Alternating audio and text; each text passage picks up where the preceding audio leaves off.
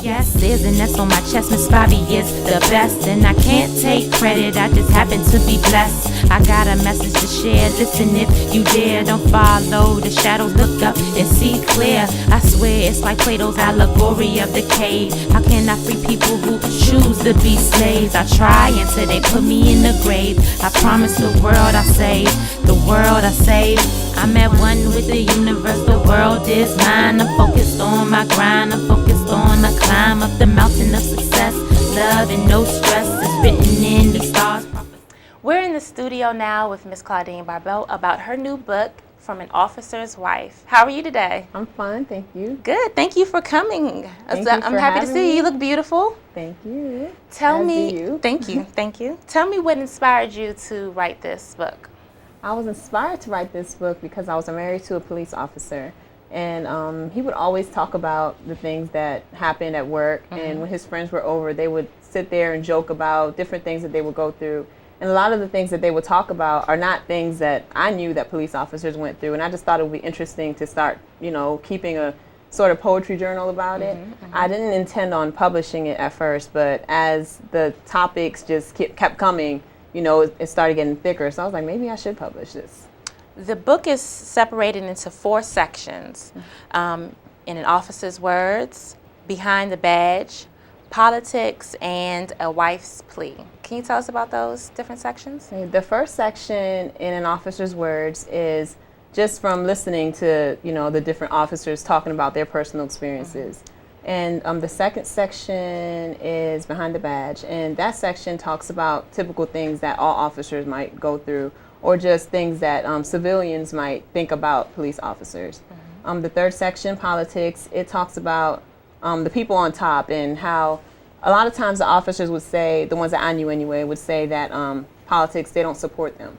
So those particular poems kind of talk about that, how they feel like there's a lack of support and they teach them one thing but expect something else. And the last section is called A Wife's Plea, and that is particularly for me. And it started out just talking about things like, I have one called Last Call, and that talks about how I was fearful that every time I got a phone call from my husband, it would be his last call.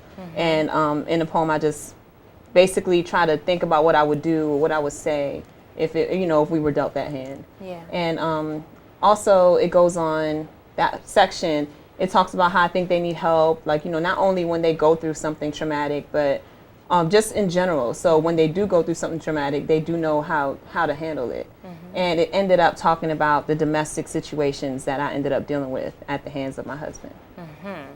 And who, by the way, we'll get into that in the next segment, but you all are no longer together. No, we're not. Because you had a domestic violence situation. Okay, we'll get to that in a second, so that's why you got to stay tuned. Right now, I want to know, what was the goal for writing the book?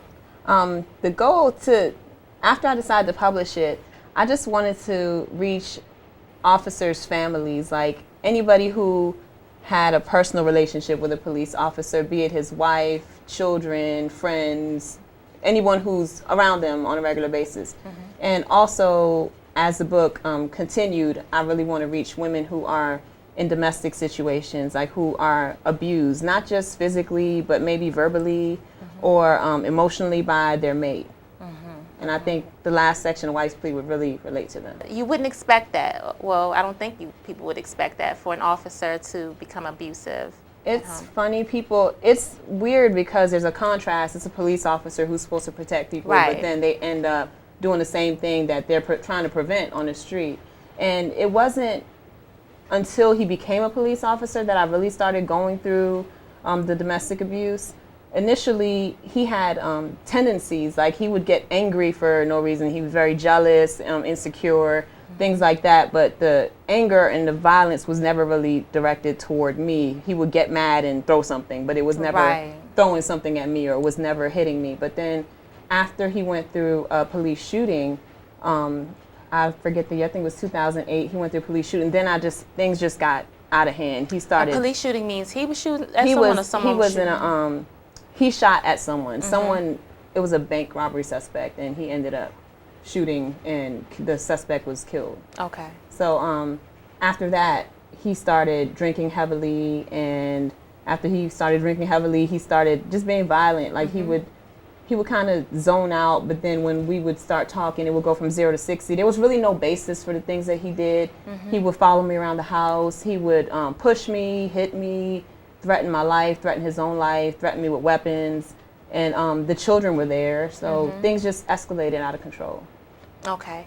I have a stereotype in mind for police officers. I think they're all dogs. No, I'm kidding. I don't think that. But a lot of people have stereotypes. So we're going to take a break, and I want for Ms. Barbot to read us her poem, Stereotypes. Stay tuned with us. We'll be right back. I have a message to share from one of my viewers, Jamal Brown. It reads, 4 years ago, I set out to create a tool that I could share with my son that would help him travel down a path of self-discovery. Little did I know that this journey would blossom into Black 365. Jamal is the creator of 365 Days of Black Facts calendar. I want to thank him for sending me a copy. I look forward to sharing these facts with my daughter. I have an announcement to share on behalf of Shiloh Baptist Church in Northern Virginia. Mark your calendar for the Benefit of Love concert. It's on Saturday, March 9th. Doors open at 3 o'clock p.m. Contact the Rising Spivey Show to share your PSA during our program. I wonder, is he crooked? Is he violent at home? Is he one of the ones that drinks all night long? Does he try to meet quotas at the month's end? Does he hide behind his gun, scared to be a real man? Does he have that complex? Napoleon is the name, always showing a tough side without limits or shame? Is he drunken with power, like the whole world is his own? And does he look to be glorified wherever he goes? Does he mistreat his woman by constantly sleeping around? Is he abusive at home, steady knocking her down? Is he fair on the job, or does he judge people by race, treating them like dirt based on the shade of their face? Is he always working, plus overtime, or does he just put in his regular time? Does he seem to be greedy, always referencing money, pinching those pennies as if he were going hungry? Is the ignorance there, like most of the others, just giving commands without regard for another? Does he have that charm that'll make you comply with anything that he asks with no questions why? Is he all of these labels rolled into one? Or are only a few true, even little to none? Is this just my thinking, or do these descriptions ring true? Do they hold them before, or are they learned things to do? You can choose to believe them or dismiss them as hype. Guess it's just an opinion, truth or stereotype. Stay tuned for more with Claudine Barbot. I had the pleasure of attending the grand opening celebration of the South Bowie branch.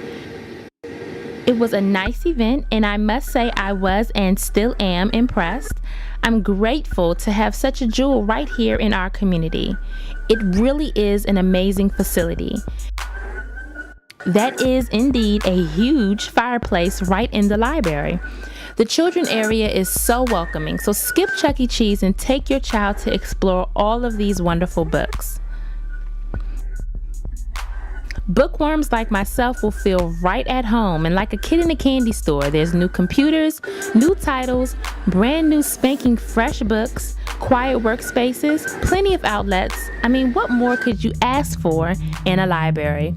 It's all right here waiting for you. Now you know.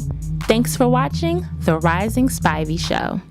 Thanks for staying tuned. I have Claudine Barbot in the studio, and in the last segment we discussed her book and what inspired her to write it. If you missed it before, we discussed her having a domestic violence situation with a police officer, her husband. What was the straw that broke the camel's back? When did you decide that, you know what, I'm not going to be able to do this? It's time to, leave my husband, essentially.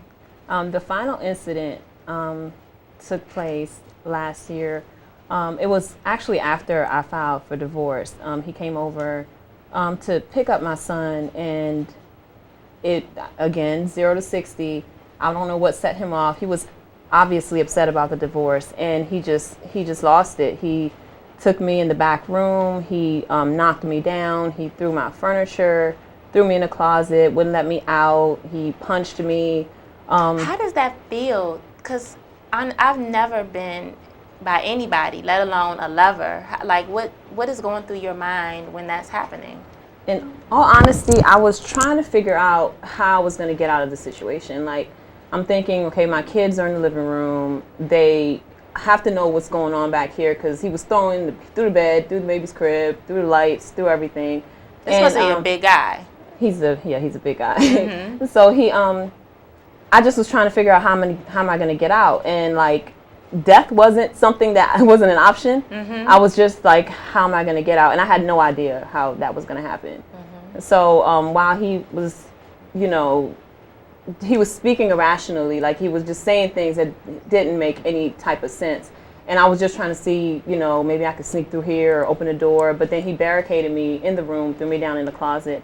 And then he went out after the children. So once he went out into the living room, I was hurt, but I had to get up and I had to go out there. And once I did that, he asked me to go to the car and get the divorce paper so he could sign it, saying it was over.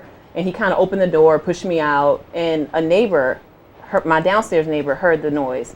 So while I was in the hallway, he asked me if everything was okay, and I mouthed to him that it wasn't, and I asked him to call the police.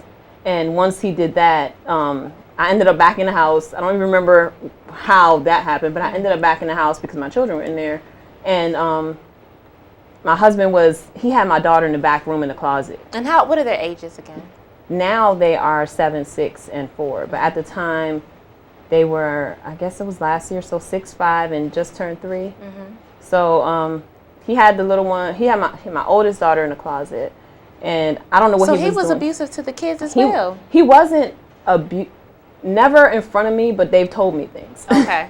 So, but he had her in the closet, and I feared for what was going to happen because he was obviously not in his right mind. And once I went back there, he was like, mind your business. And some kind of way, I lured him away from her. We went into the kitchen. He was upset with me. He was still saying things that made no sense. Then he grabbed my neck. And he started squeezing and squeezing. And I couldn't hear. I couldn't see. And I kind of like felt the life leaving, from me. The kids were in the living room. I think actually my son might have been watching. And then the police officers rang the doorbell. And once they rang the doorbell, he let go. And at that point, I was like, that's it. Like, this can't happen anymore, because if they didn't ring the doorbell, I might not be here right now. Right. Well, you're obviously a survivor. What would be your message, other than to, of course, get your book and check it out? What is your message to women who are in that situation, or the situation you found yourself in before? Mainly, I would say, before I was... I didn't say anything to anybody. I never really, at first, I didn't tell anybody. Or if I did mention it, it was never to the extent of the situation. Like, I will always try to cover for him or protect him. And I think that might be where I went wrong. Because doing that only makes it worse. And I have, like, one of the poems I said, every additional secret is a simultaneous curse. And it is because it's like I'm covering for you, but then I'm digging myself deeper into a hole. So my message to them would be to, if you can get out, or if there's someone there that you can talk to them, because that person might be able to help you. Now, my situation came out when actually he did physical harm to me, and I had to go to the hospital. And it was like at that point, there was no hiding it, and that's when my family found out. And how did your family react to that? Did they have any clue that you were going through that? They knew he had a temper, but I don't think they knew it was to that extent. Like, he had a good relationship with my family, and actually him and my father had a very good relationship. So once my father found out, like, they knew he had tendencies, but once they found out, like, they were really upset. My mom, actually, they kind of kept it from me how upset they were, because I guess they didn't want to upset me even more. But my father, he was... livid, like, basically. I can't even put it into any other type of words. My brother was upset. My brother-in-law actually, he came that night. He was on the scene. He's a police officer as well. So he came, but the police officers that responded would not let him come up. So my husband actually tried to fight him. Everybody was just really, really, really upset. So, but they're supportive at the same time. I have a very supportive family, supportive friends. And I had a large support system, even though I didn't tell them what was going on at the time. But for women who are going through it, I just don't think they shouldn't be alone. They need to find help. And it's easier said than done, because you love this person and you don't want to get them in trouble. And, you're trying to look out for them. But at the same time, you're signing your death certificate. When you met this man, I mean, in retrospect, do you feel like there might have been signs that he would have this? Yes, I have a character? poem about that too, called All Along. And it's like the red flags are there. And I kind of like, it's not funny, but now I have a running joke. I might be talking to like one of my sisters, and I'm like, uh-oh, red flag. Like, you know, because the signs were there. Like, you know, he used to drink all the time, but it wasn't like heavy drinking, but just the pattern that he was drinking, it's like, it was weird. Like, why are you drinking so much? Or just like, why are you getting upset over something so small? Or why are you so overly possessive? Or why are you so insecure? Or, you know, just certain things. And like, when he was upset, he would throw stuff. And I'm like, it's not, there's no need for that. And eventually it went from throwing objects to throwing me, you know. So the signs were there. And it's funny because it's like, it's hindsight. It's like, wow, it was there then, it was there at that time, you know. I could actually individually pick out every situation and say, wow, Claudine, you didn't see that? Yeah. But love is blind. And so this experience has obviously changed you in some ways. How would you describe the change, the new you? The new me, well, now it's actually a motivator because I was in a shell for so long. Now it's like, it's time for me to break out and kind of like it's a testimony, and I want to share the story with people, just, you know, to help others. And that's something actually I never wanted to do. Public speaking was never my thing, but now I actually do. I want to be on the platform to speak about it, to help women who have gone through these things. So it's helped me to open up, and at the same time, it's made me realize how precious life is. And like, for instance, I write, and this whole book, like the domestic violence situation, is not why I started writing. I've always written, and I have so many projects, but there are things that I'm like, oh, I'll do it. I'll publish it later. I'll publish it this day or that day. But now it's like, why not now? You know, it just makes me see how, you know, there's no time like the present to do things. And I guess that's a good thing that came out of it. Yeah, and you seem like a strong mother, that you have 3 little ones, too, that you have to, you know, stick around for and be the everything for, in spite of the situation. So I commend you for that, for still being here, still beautiful, still sharing your wonderful words with the world. So please check out this book, From an Officer's Wife, and give them their website too. My website is www.claudinebarbot.com. All right. Thank you so much for coming. So I really enjoyed. Is this for me? Yes. I think I saw it. Okay. I look forward to reading it and sharing with everybody I know, because I really am inspired by you. Again, you're just so beautiful and so kind, and to know that you were able to come out through that, I'm pretty sure any of us can go through and come out of anything too. Yeah. So thank you for being here. Thank you for having me. Out on the road alone, but not lonely. I'm cool with flying solo, wouldn't mind someone to hold me. I know why God has placed me here. I'm focused on my mission. Taking a break for romance seems to be the best decision. Nah, something is missing. Nah, maybe I'm tripping. Every time I give my heart, I find myself slipping. Won't happen again. Taking a break from men. I gotta save the future. Forget a boyfriend.